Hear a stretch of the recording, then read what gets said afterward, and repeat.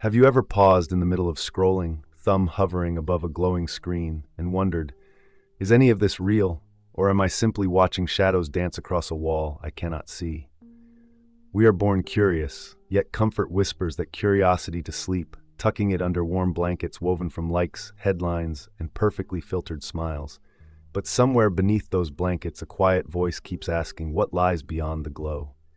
Imagine then a cave, not carved by nature's patient chiseling, but by habit, tradition, and fear. Deep inside, a row of prisoners sits, ankles and wrists bound since birth, heads fixed forward by iron collars they no longer feel. Before them stretches a blank stone wall, behind them burns a fire. Between fire and wall, unseen handlers parade puppets, tiny wooden trees, paper people, cardboard birds. The flames throw tall, wavering silhouettes. The prisoners know nothing else, so they clap when the bird flaps, they gasp when the paper warrior thrusts a sword, they nod sagely when the cardboard king delivers a silent decree. Shadows are reality, echoes are truth. Life is a flickering play they cannot escape, or so they believe. Time drifts. One night, the rusty collar of a prisoner loosens. With a startled breath, he twists his neck. Pain sparks like electricity, first agony, then exhilaration. He sees the fire, the handlers, the puppets. His heart pounds as understanding crashes in, wave after wave. He is angry at the lie, terrified by the vastness of what he doesn't know, dizzy from possibilities that taste like cold mountain air after a lifetime underground. He rises, trembling, chains rattling on stone, and stumbles toward a narrow passage. Each step is a battle, legs stiff, lungs tight, mind screaming to sit back down. Yet he climbs, he claws. Finally he emerges into daylight. Stop here. Picture the moment his eyes meet the sun. If you spent your entire life watching shadows, would the raw light feel like a blessing or a curse? Would you laugh at the world's colors or drop to your knees hiding from them? This is the fork in the path. One route leads forward into truth's unpredictable blaze. The other curls comfortably back into the cave's cool certainty. Which would you choose? Philosophy calls this the Allegory of the Cave, a thought experiment penned by Plato nearly 24 centuries ago. But the question it poses is as alive as your beating heart. Magic of storytelling aside, the cave is a mirror for the human mind. Our senses feed us images, our culture supplies scripts, and we stitch both into a narrative we call reality. Yet, as neuroscientists remind us, the brain is less a camera and more a storyteller, forever editing footage to match expectations. Plato intuited this long before MRI machines. The shadows are not illusions outside of us, they are the illusions inside of us. Consider modern shadows. Infinite scroll shimmers like firelight, serving us videos meticulously tailored by algorithms more diligent than any cave handler. We chuckle at memes, feel outrage at headlines, admire influencers staged against sunsets that may themselves be filters. Each tap of the screen adjusts the puppet show, nudging us toward comfortable beliefs, steering us from inconvenient facts. News bubbles echo exactly what we already think, so the walls never crack. Advertising whispers that happiness comes wrapped in next-day delivery. The screen becomes a pocket-sized cave we carry everywhere, its glow bright enough to drown reality in neon haze. Yet our chains today are not iron. They are preferences, fears of missing out, and dopamine loops. They click closed each time we accept unexamined narratives. This group is good, that group is evil, success equals virality, beauty equals symmetry plus edits. We tell ourselves these stories so often they harden into collars. Meanwhile, the passage out remains open, though narrow and steep. Back to our escaping prisoner. Staggering under the midday sun, his pupils contract, his vision clears. He notices colors never imagined. Emerald leaves glistening, azure sky stretching, the sun itself a blazing coin too bright to gaze upon. The world feels brutally real, magnificently messy. Rain begins. Cold drops sting his skin, each one a syllable of truth tapping out a new language. He realizes the shadows were silent, the fire dull, the air stale. This, wind on cheeks, birdsong in ears, soil beneath fingernails, is life in 3 dimensions, messy and unedited. But joy is not the only feeling.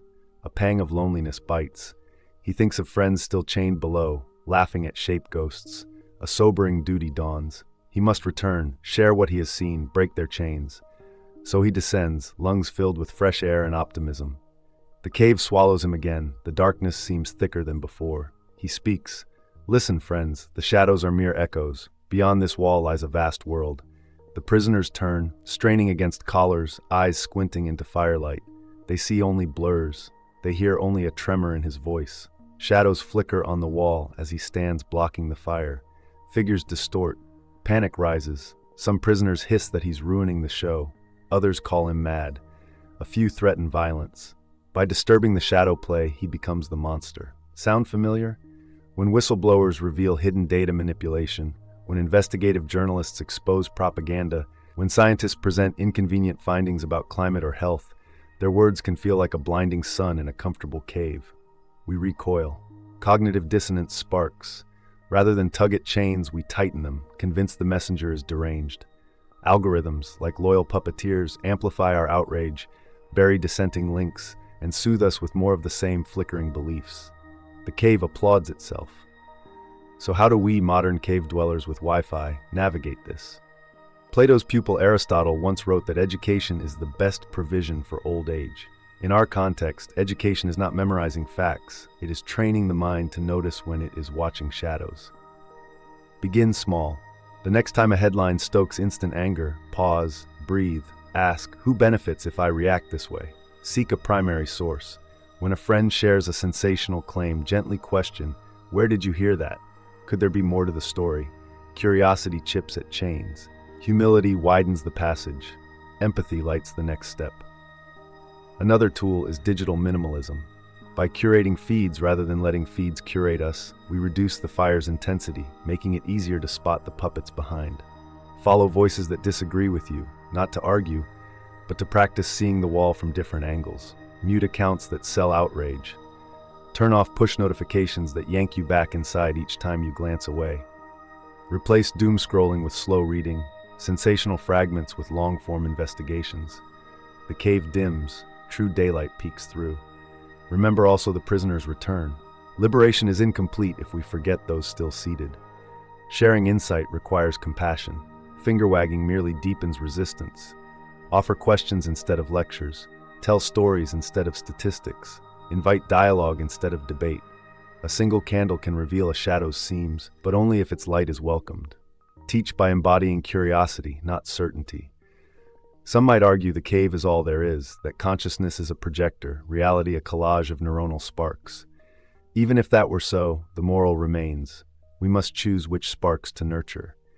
Better to shape a mind that seeks coherence, evidence, and kindness than to surrender to whichever puppet passes next.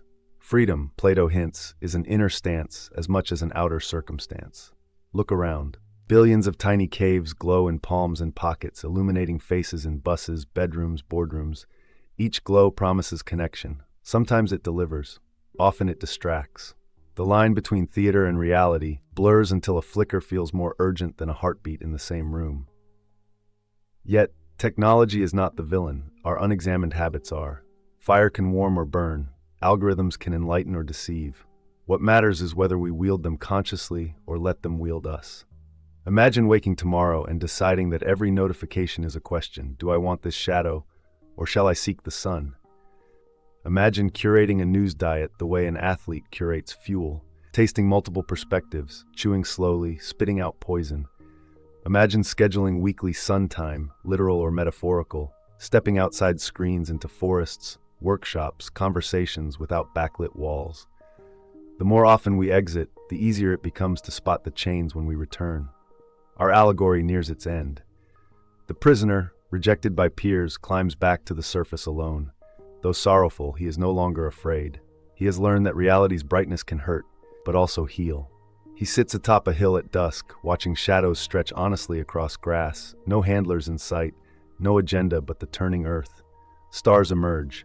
He wonders how many prisoners down there might one day notice a crack of light and feel something stir. Now I turn to you. Where are your chains hidden? Which shadow play seduces you most? If given the chance to step into daylight, risking ridicule, losing comfort, would you take that first painful, liberating step? This channel exists to hand you a lamp and ask, gently, will you carry it? If this exploration resonates with you, if the idea of trading curated illusion for messy authenticity sparks even a flicker of resolve, subscribe. Share this story with someone still squinting at the wall. And for now, as always, Keep thinking.